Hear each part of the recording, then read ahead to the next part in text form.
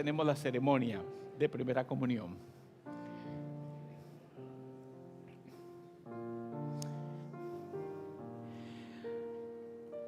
Muy bien, nos quedamos un momento para la meditación que tenemos hoy en la palabra de Dios. Es un domingo, para los pastores es relativamente fácil descubrir cuál es el tema para el día de hoy, que es la entrada triunfal. No veo que se esté moviendo esto, vamos a ver. Ok, hoy vamos a hablar específicamente de ese tema tan obvio, tan evidente, que es la entrada triunfal de Jesucristo en Jerusalén. El domingo pasado anticipé un poquitito de lo que se dice acá. Cuando Jesucristo entraba en Jerusalén, la congregación cantaba Hosana, Hosana. Y de hecho todos los domingos al momento de hacer la comunión cantamos Hosana. Es una palabra que se ha vuelto muy común, que es una aclamación, diciéndole venga, pero tiene un significado. Es una palabra, déjeme decirle, de origen arameo. Es un poquito complejo explicar la historia de los idiomas porque es una historia accidentada. El pueblo de Israel hablaba el idioma que era llamado hebreo. Ese era el idioma original de los hebreos, así se les llama, los hebreos. Pero obviamente ellos se mezclaron con otros grupos, fueron cautivados por otras naciones, y eso hizo que el idioma fuera cambiando y llegaron a hablar el idioma que se llama arameo. El arameo es una mezcla del idioma hebreo con el idioma donde ellos fueron a parar en Babilonia, y entonces se mezcló el hebreo con el arameo y se le llamó el arameo. Y Jesucristo, ustedes deben saber lo siguiente: Jesucristo hablaba arameo, eso era su idioma materno, era el idioma en que todo el mundo se comunicaba entre los judíos. Entonces, la palabra Hosana es de origen arameo, Hosana, y significa, para que sepan, originalmente esa aclamación significa sálvanos, sálvanos. Cuando Jesucristo iba entrando a Jerusalén y la gente cantaba Hosana, Hosana, lo que decía era sálvanos. Ahora, esa salvación que decían los judíos no era una salvación espiritual. En ese momento ellos no entendían que Jesucristo iba a morir por ellos, ese tipo de cosas que usted y yo hoy sabemos. Ellos pedían una salvación política verdadera, porque el pueblo de Israel había sido subyugado por los romanos. Y obviamente ellos no querían estar bajo el yugo romano, y cuando ellos aclaman Hosana, Hosana, lo que quieren decir literalmente es sálvanos de esos invasores.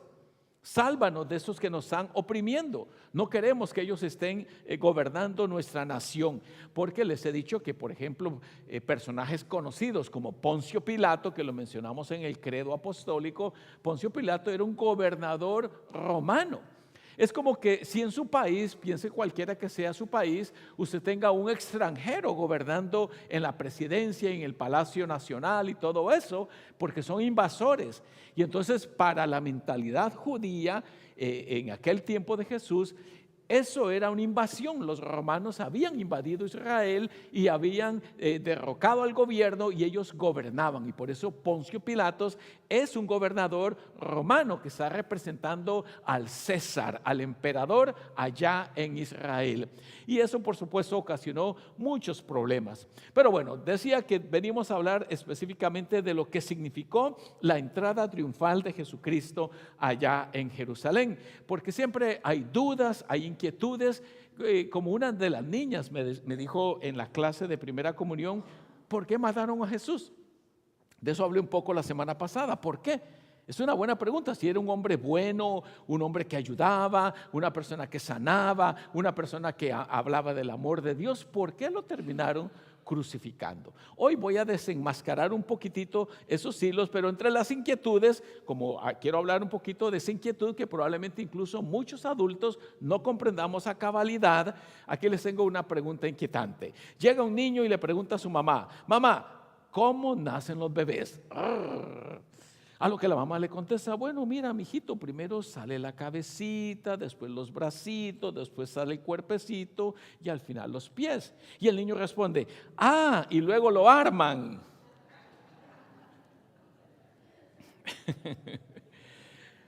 Otra de las dudas: maestra, cuando los testigos de Jehová mueren, ¿van al cielo? Sí, Pepito. y Dios les abre la puerta o también se esconde como hace todo el mundo.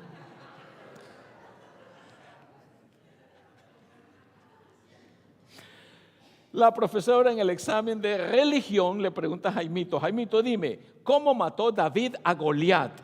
Con una moto. ¿Cómo que con una moto? Será con una Honda. Ah, pero quería usted preguntar de la marca, eso no sabía. Con una Honda, ¿verdad? Bueno, dejémoslo allí. Esa es la nota humorística para que me pongan atención y no se pierdan, porque cuando uno les pregunta después de qué habló el pastor, de un chiste de la Honda, ¿eso sí se acuerdan? Y está bien, eso es parte de la dinámica. Muy bien, quiero decir para comenzar acerca de la entrada triunfal de Jesucristo, de que no hubo una entrada triunfal, hubo dos entradas triunfales ese día.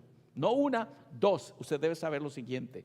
La primera entrada triunfal fue la de Poncio Pilato, el gobernador romano y su ejército que entró a Jerusalén. ¿Por qué? Porque se celebraba la Pascua judía. La Pascua judía es la liberación política de Israel de la esclavitud en Egipto. Entonces la Pascua siempre era un momento para levantarse contra el gobierno romano de los judíos, levantarse contra el gobierno romano.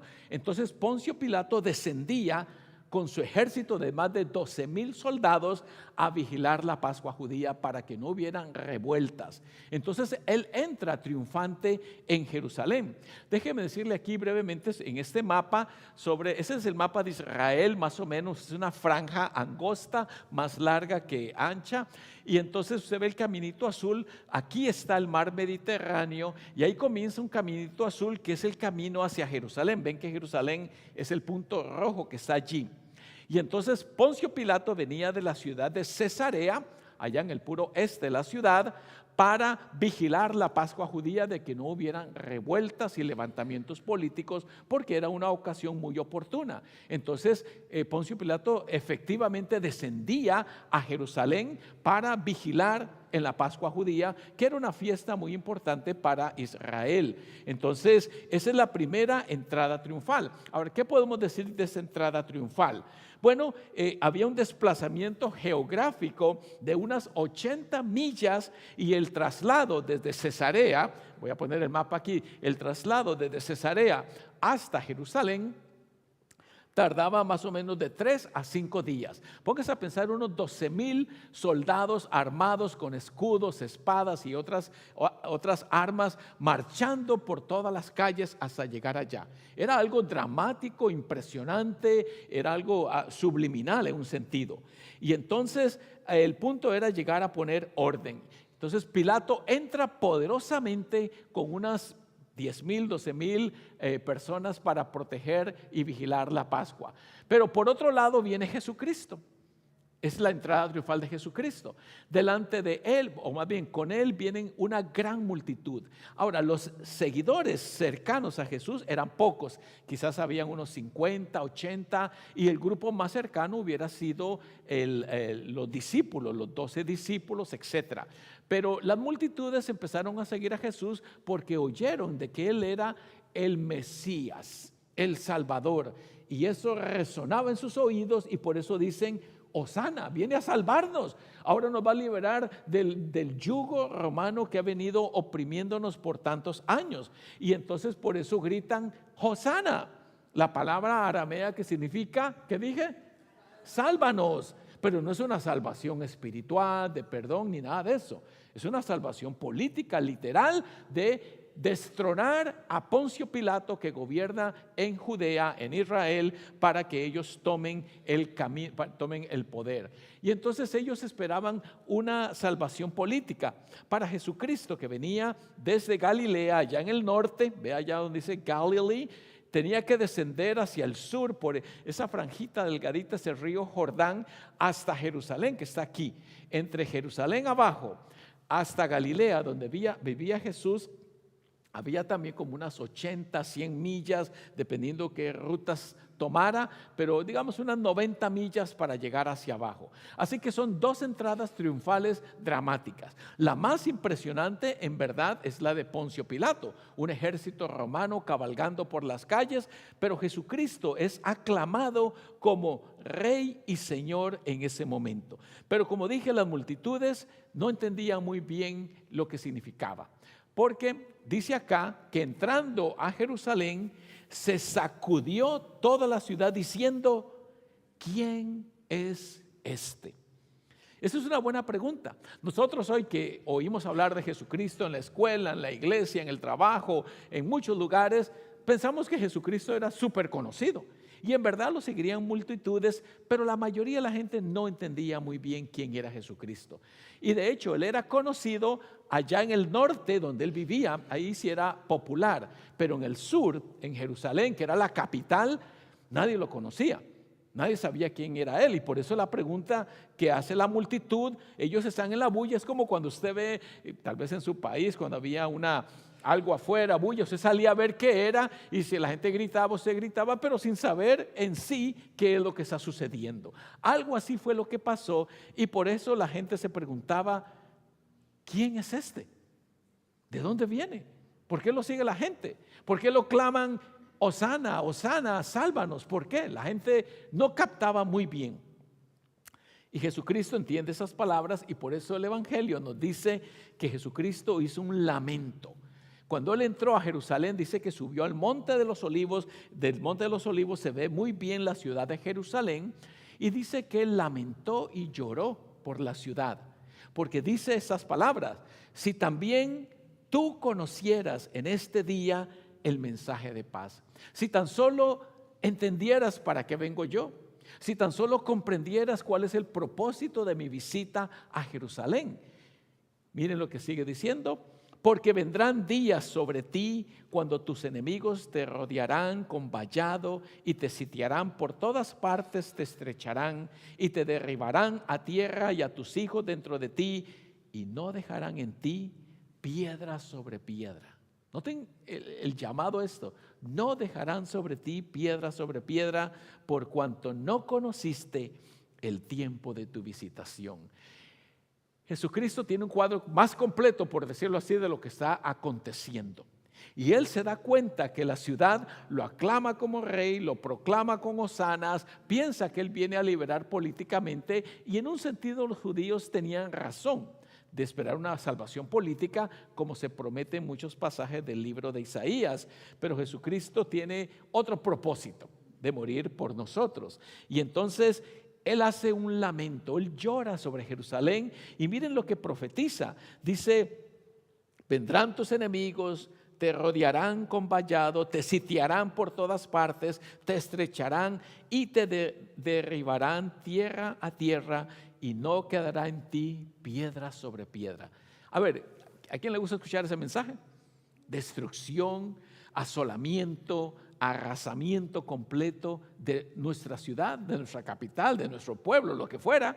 Esa es una profecía, digámoslo así, de mal agüero, por ponerlo así. Es algo terrible, pero saben que en efecto eso sucedió.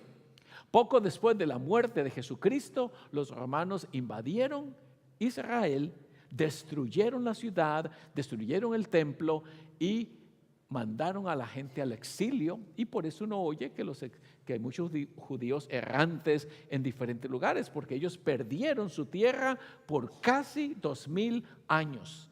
No fue sino hasta 1948 cuando se les permitió volver a la tierra.